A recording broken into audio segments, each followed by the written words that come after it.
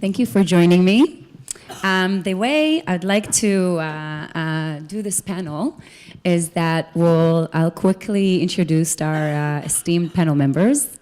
We'll ask some questions, and then I'd like to open up to Q&A, because I think in days like today, where we have this perfect setting to actually ask anything, it's a great opportunity. I took part in the Paris FinTech Forum in a panel called FinTech CEO Ask Me Anything. So the entire session was just like shooting questions at me, and I thought it was very very informative and inspirational for the audience who took part in that day. So. It's the wrong slide. Guys, we have the wrong slide. In the works. Thank you. So I'd like to introduce Adoram first. Adoram is founder and managing partner of Moneta, technology investor and serial entrepreneur. Prior to founding Moneta, Adoram founded and co-managed Stage 1. And before becoming an investor, Adoram co-founded 3 successful ICT startups, which resulted in major exits. His experience covers every phase of building a high-tech startup, from ideation through funding towards growth. And I'll name a few interesting success stories because the list is quite long, but I can include Radware, Magnifier, Octalica, TriveNet, Oversee, and the list is quite long. So thank you for joining this morning. Thank you. Yaron, founder of Maverick Israel. Previously, Yaron founded the Tel Aviv Angel Group and was personally involved in the business development of all of its portfolio companies, as well as 5 exits from the portfolio. One of the most notable successes was his facilitating Google's first acquisition in Israel, Lab Pixies. Before that, he was head of business development for GC Marketing Services in New York. Thank you for joining us this morning. I'd like to start with a question that I think is kind of, everybody asks this. People ask this of us as well. But I think each investor has their own flavor. So I want to ask you, what do you guys look for when you want to make an investment? And even more important is, what would be a deal breaker? Where, even though if you're excited about a company or if you've done the work, you'll say, this is going to make me walk away from the deal. I'll start, please. We look for one thing only. We look for people. People that we think are smart enough to do whatever, to actually make sure that whatever technology they're trying to build will work, and people that are good people that we admire, that are hardworking, and we won't do a deal because of people. So people is really People's the only thing. The only thing. Yes. So the only thing I would add here is that we always start with the market. We are looking at what the market opportunity is, and that's like a gatekeeper for most of the things that we're looking at. Once we see that there is a niche in the market or an area that is super interesting for us, then second comes people. So here I fully agree with you. I think that great people will simply make it work, even if they started one way. They'll see, they'll be able to pivot, they'll be able to maneuver around the initial idea.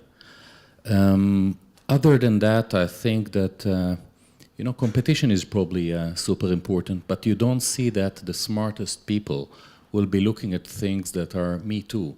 So the second parameter, which is people, in most of the cases simply solves that third one. So market and people. I think it's very interesting. I want to touch on that because usually in other parts of the world, by the way, people can create very successful Me Too companies. But like in Israel, it's really not the DNA. In Israel, people are kind of like, they already understand that they're innovating for other markets, and there is that ambition to be, I don't know if a first mover, but definitely, an innovator. Do you see that as a core theme in terms of like the entrepreneurial DNA in Israel? I tend to say that it's super important, but the reason I mentioned that competition, at least for me, comes third in the line here. I want to give you an example of one company that we've invested in when there were already 10 companies of the same kind. It's Rewire. we invested in a company 3.5 years ago that is dealing with with international cash remittance. We're a market that is dominated for the last 50 years by Western Union, a domain where you see at least 10, 15 other companies, including startups all around the world. But, an A-class team that came from Microsoft, and we've looked at that company together with one of our strategic partners, which is a very large international bank, that was interested in that specific thing because of a twist in the market that they actually created, which is a dual account for migrants. So only because this team has been so outstanding, the bank that have looked into this startup together with us understood that there is something very unique that you can still do in a market that is flooded by 15 startups and a gorilla that is actually eating everyone else. So, we've invested there, and the investment looks pretty good from today's standpoint. Companies already growing like 3x every year, already with transaction levels of hundreds of millions of dollars now, growing towards the billions, just based on the partnerships that they've created. So again, if we would have looked at the Me Too thing or have given too much of, an influence to competition, then we would probably, we would have dropped it, and that would have been a mistake. Great, thank you. So I think along the lines of some things that you mentioned and chiming into the previous talk about kind of like the new investor landscape and what makes it challenging for investors, for venture capitalists, in light of the incredibly moving kind of like dynamic of different ways to raise capital, different themes that VCs are expanding into, et cetera. So it's really becoming a much more challenging investor landscape or dynamic. So would you say it's harder to be an investor today than it used to be, or how do you see it going forward? So I started in this field a decade and a half ago. And at the time, the people who were investing in venture and in very risky tech companies were mainly very high net worth individuals or people that really understood different fields, at exactly the field that they were investing in. Since then, I've seen everything you could imagine from, there's a surplus of money now, at least I feel, and it is becoming... Do you feel by way in Israel or in general? And I only do the Israeli market. I can't voice my opinion about other markets. I only invest in almost only invest in Israeli venture. For sure, I feel that something in the past 5-6 years has, it kind of, after 2007, sort of, there was a freeze, but in the past few years, for sure, there's a ton of money coming into Israel. Investing in Israel has become sexy. There are a lot of corporations that are investing in Israel, a lot of companies that invest in Israel for the wrong reasons, which means they want to sort of get a taste of the ground, and they set up all these accelerators and other corporate venture arms, and they don't necessarily aim for an exit, but rather for other things. So there's a lot of money, and a lot of people, regular people that have money, invest and look to invest in tech because they constantly read in the papers that every second day, at least in Israel, there's a new exit. However, that's only probably 1% of what's going on. So on one hand, we have more competition. On the other hand, thank God, good entrepreneurs, are very, very picky as to who they choose. They are incredibly picky, and they choose you, not the other way around. And they're trying to see what kind of added value you could bring them. And so I believe that having, that first of all, you got to maintain your reputation. And secondly, you have to really add value to the entrepreneurs. Otherwise, there's smart money and then there's less smart money. Now, your partner, Shelly, was talking earlier about AI. And she was mentioning maybe AI could replace a lot of fields. So I was thinking, when she said that, could AI replace, for instance, the investing world? And I think not, because I think that it can replace the world of, say, public companies, but not the stages that we invest in, which is around, you guys do your stage, we do A, B, C sometimes. And still, the human factor, I don't think any machine could actually crack the human factor. An entrepreneur like David that was sitting here that we're now investing in, that you guys invested in earlier as well, and we're now leading the second round. I think he's very unique. I'm not sure that if somebody was just looking at his hard skills like an AI machine, for instance, he would necessarily pass. On the other hand, he's incredibly, he's unbelievable, right? And as a result, I think that what's kind of dangerous in today's world, there's AI, she mentioned, which is there's a feeling that there's a lot of groupthink in terms of different fields that people try to invest in. It's very dangerous, in my opinion. So on one hand, to answer your question, it is dangerous. We do have competition. My team here, Danielle and Javier, they see over 700 companies a year. So there still is a lot of deal flow, but there's a ton of competition. But we never cave to it. We never offer better deal terms. Because we only do a certain amount of deals, and entrepreneurs are the ones that choose. When you invest, you only start the relationship. It doesn't mean anything. There's a few years, and they need to choose you, sort of like in a marriage.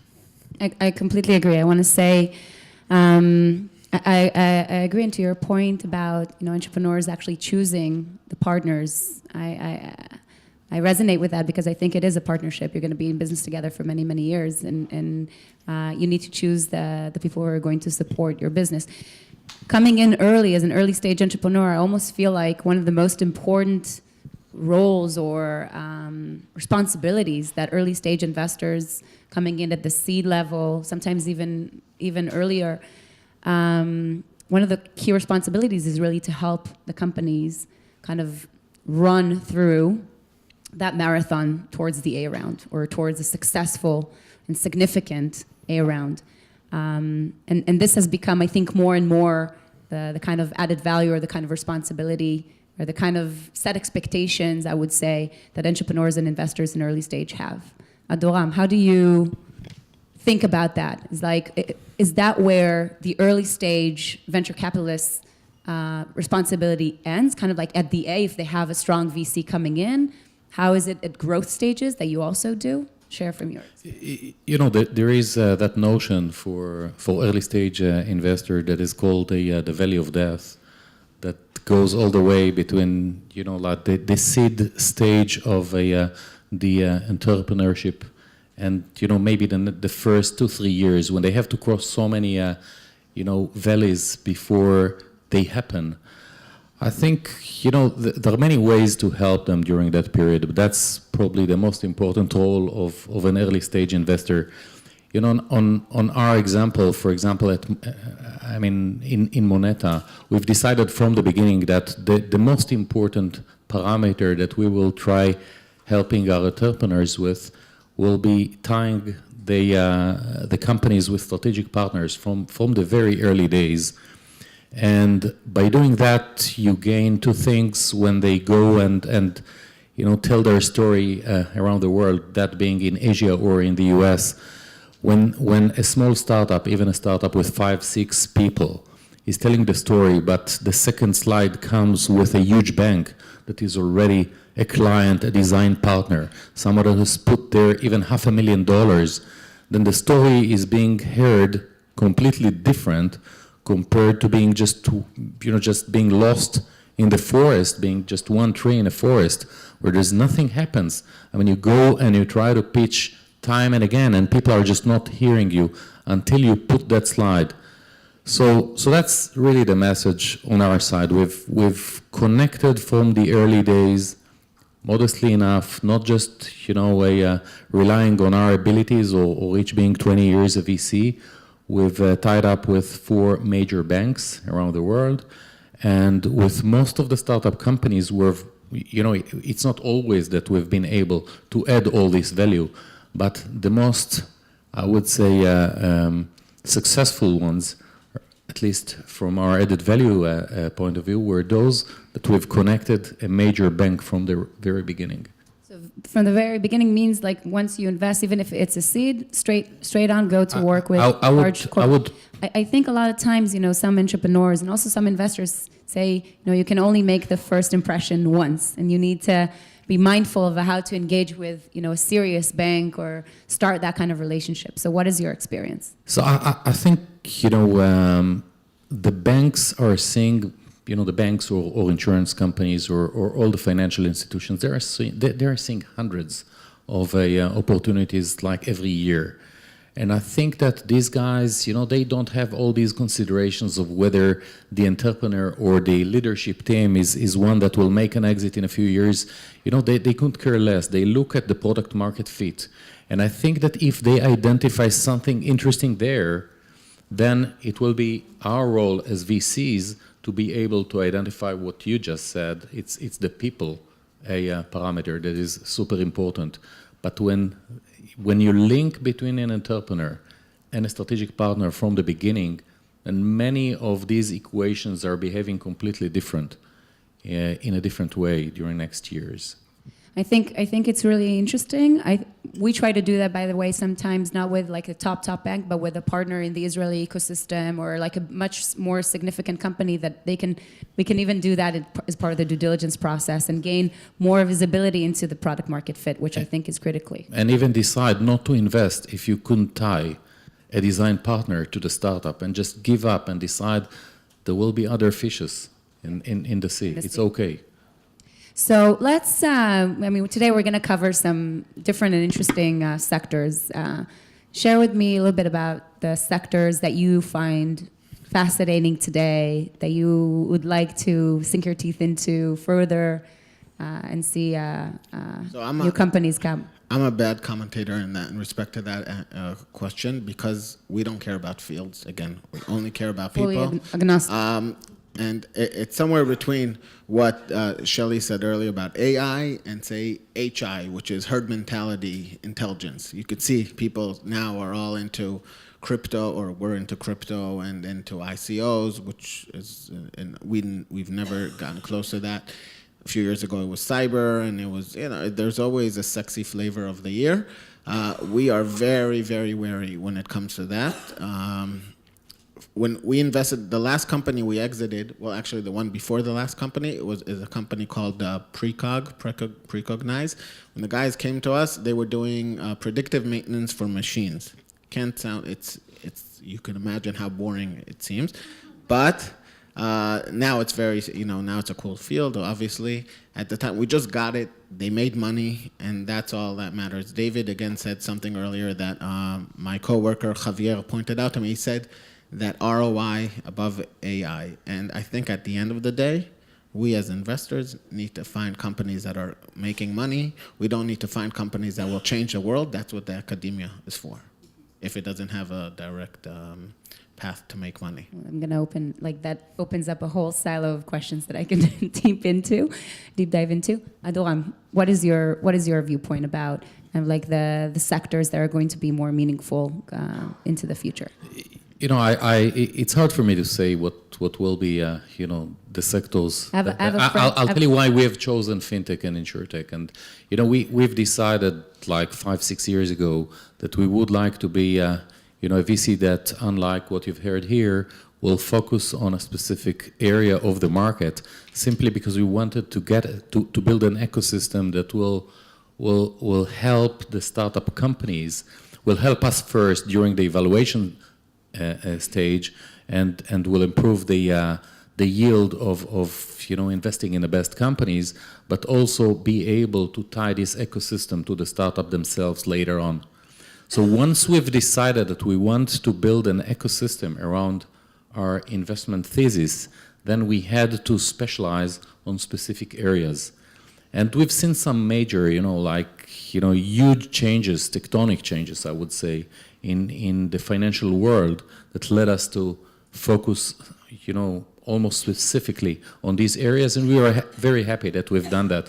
But at the same time, I've seen, VCs that are doing amazingly well by just opening the field, same as you are describing now, and be able to focus on, because it's clear that when you're not focusing on specific areas of the market, you enjoy a much larger deal flow, and you're not missing opportunities. Think, for example, that in a VC like ourselves, suddenly a team like Waze knock on the door. They'll probably be just sent back, and we'll miss the opportunity. So there are these compromises. I mean, it's not hard to stay disciplined, though. It's you need hard, to really but stay disciplined. Absolutely. We stayed disciplined, and at the same time, we know that we're giving up major parts of deal flow that exist here in Israel. But, we benefited enough from what we had by choosing that. I have a colleague in the industry, I'm not going to name his name, but he said, we like to define our strategy for investment after the exit. Because then you can say it was part of the strategy. But I mean, I completely agree. I think there are definitely investors who can be kind of wider. And then again, the specialization element is critical if you want to be able to kind of like support and have a valuable network to contribute to the success of the company. I'd like to now take the opportunity to open up to some questions from the audience, because I think we are definitely going to have enough time to answer a few. So who's first? Yes, I'll repeat the question. Great, excellent. You mentioned earlier that you were looking at the ROI and profitability of companies, whereas there's a lot of talk now about really not having to be profitable to be a unicorn. I think 64% of unicorns are not profitable in the US after their IPO. So it seems that there's a lot of investors right now that what they're looking to do is to generate, let's say, a monopoly in a specific space just by investing a lot of money if the sector is big enough. So how do you see that? So again, every fund and it's the way it operates, we are very simple. I always ask what my grandma would say. And if a company makes money, it makes sense. And if it doesn't, for us, again, it doesn't. Other funds look for humongous, for unicorns.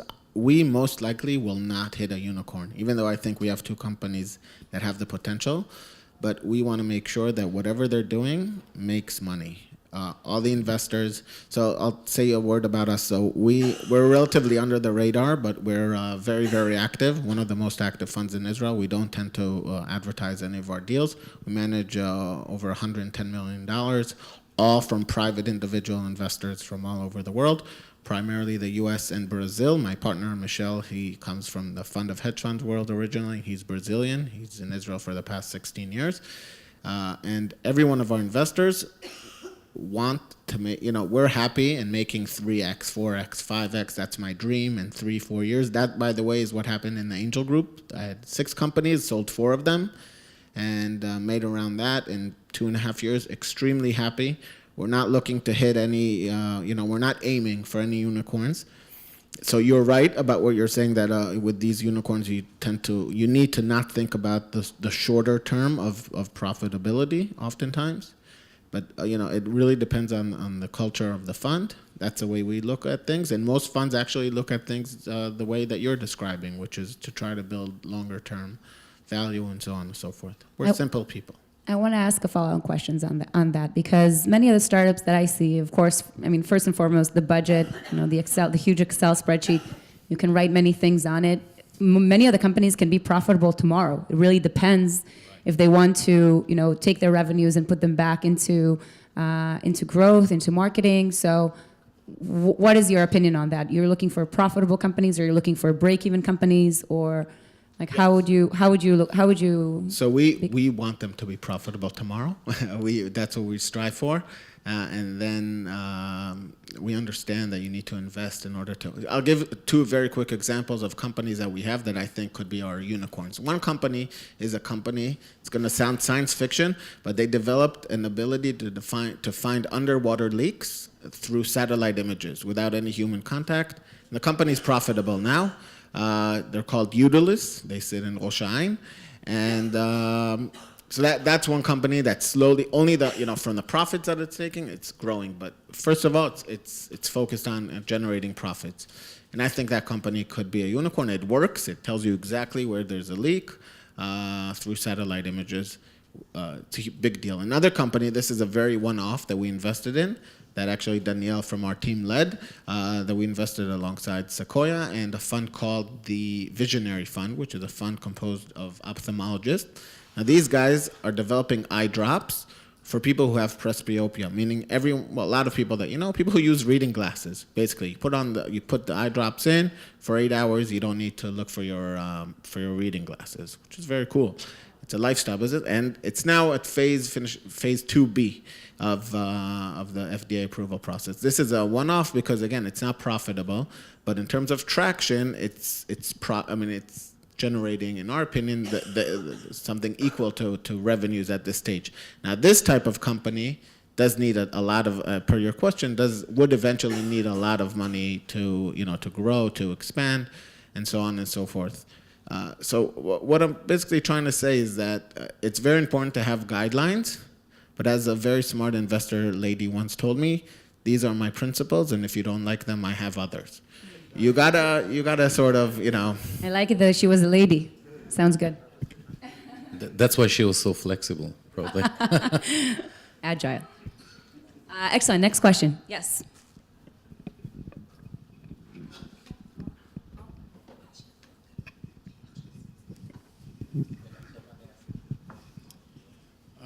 My name is Burhan, and actually Closer to the mic. my name is Burhan, and I'm from Canada. So I evaluate few of the companies for investment, and the biggest challenge that we have is because we evaluate mostly like disruptive companies.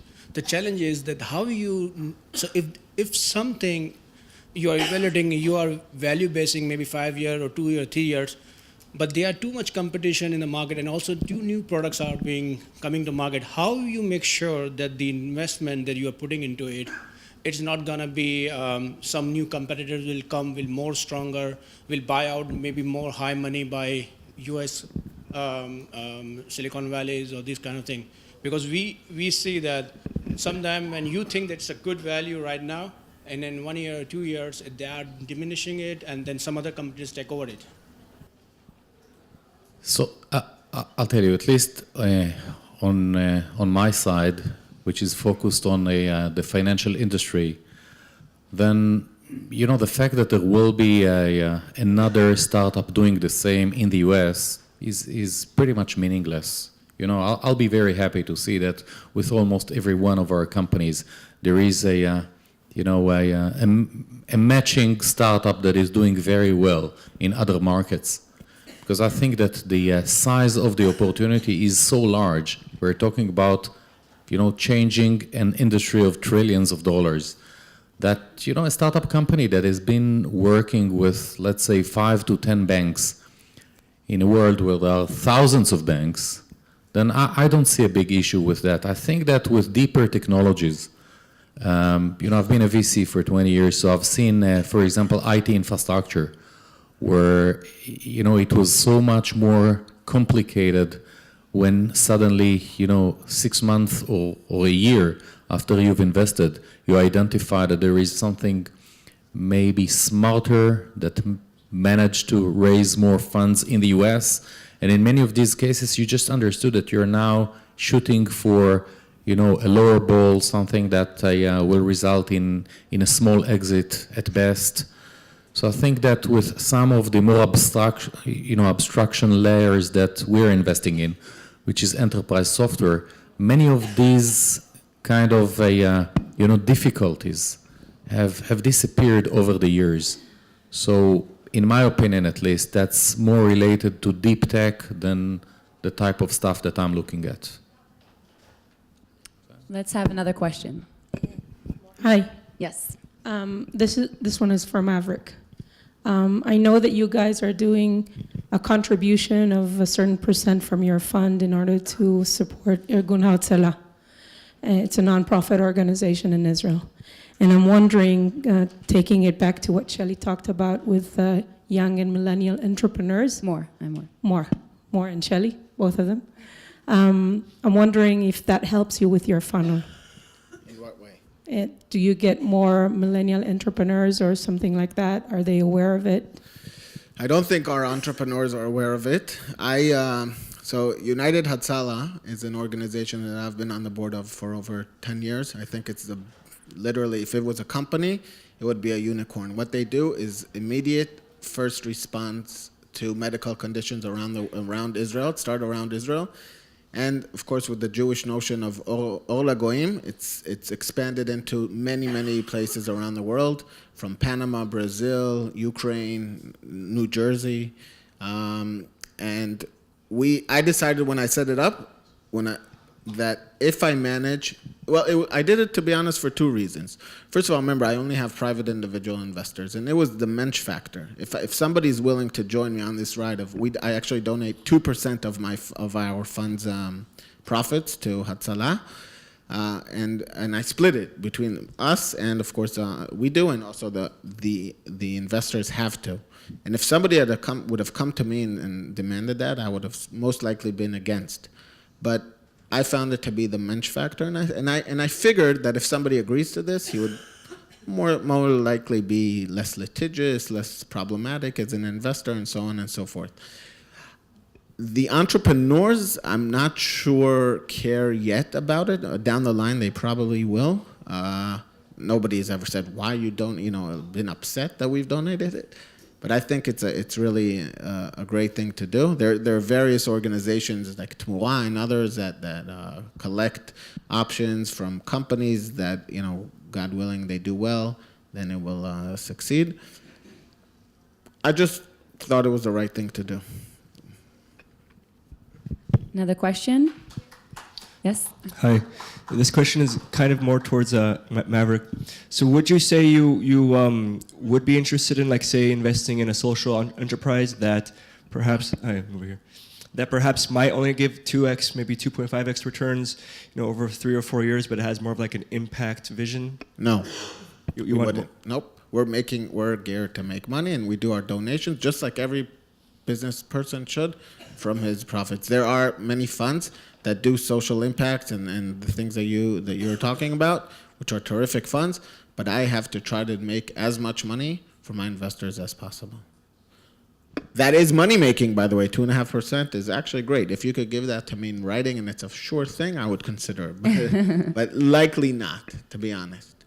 Yes. Hi, hello. My name is Tanya, and the question is for Adoram. So I'm spending my time between Israel and France trying to help insurtech company and early stage insurtech sell to big corporates in France, the insurance. Do you have some tactics or some case studies you can share, or how you convince these huge companies to innovate with Israeli early stage startups? It's very difficult, to be honest. I mean, when the startup companies are reaching out to these large organizations, then, it's a very long journey. So, one answer that is pretty obvious is simply go first, to the second tiers. But this is not really, but this is not the answer. This is just the obvious thing. I'll tell you what we are doing, and that worked for us in 2 or 3 companies in the insurance sector that I think might be, a way to go or a lesson to when we have joined forces during the evaluation period with a major insurance company, and we've done that many times just pro bono, just presenting the innovation division or the innovation guys in large insurance companies, a team, and just asking for their opinion and seeing whether they're getting excited or not. When you follow that line of thought and then there is a buy-in from these guys because they saw that based on their positive feedback, you've decided to fund these guys, then it starts building up towards something. We've done that with a company called Atidot in a large insurance company in the US that gave us a lot of feedback during the early stages. It's the reinsurance. I can share with you, the entire thing here. We've taken Atidot when there were still 3 guys in our lab, and we've presented them to the reinsurance firm of DE Shaw, And that resulted in not just getting positive feedback about Atidot, but also getting money from David Cho himself based on that feedback, which was his first seed investments outside of the US. So the man that he has been in with, even a small account that was like, probably a few hundreds of thousands of dollars, the number of doors that by itself have opened.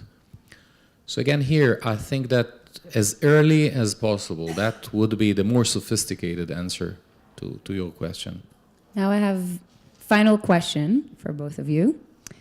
You've been venture capitalists for many, many years.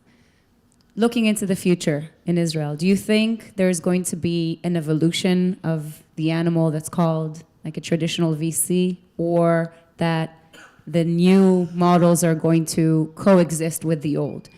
What do you think is more likely to happen? Evolution or coexistence? I personally think that there will be an evolution. I think that what you are seeing here during last decade, which wasn't the case when I started being a VC, is that more and more American VCs have actually, decided to establish, their teams also here and look into the massive deal flow in the Israeli market. And I think that these guys are representing probably the good old, major VC that is looking at putting, the $10 million into the A rounds or anywhere between $7 to $20 million. And I think this will stay. And this will probably dictate the way that major VCs will look like.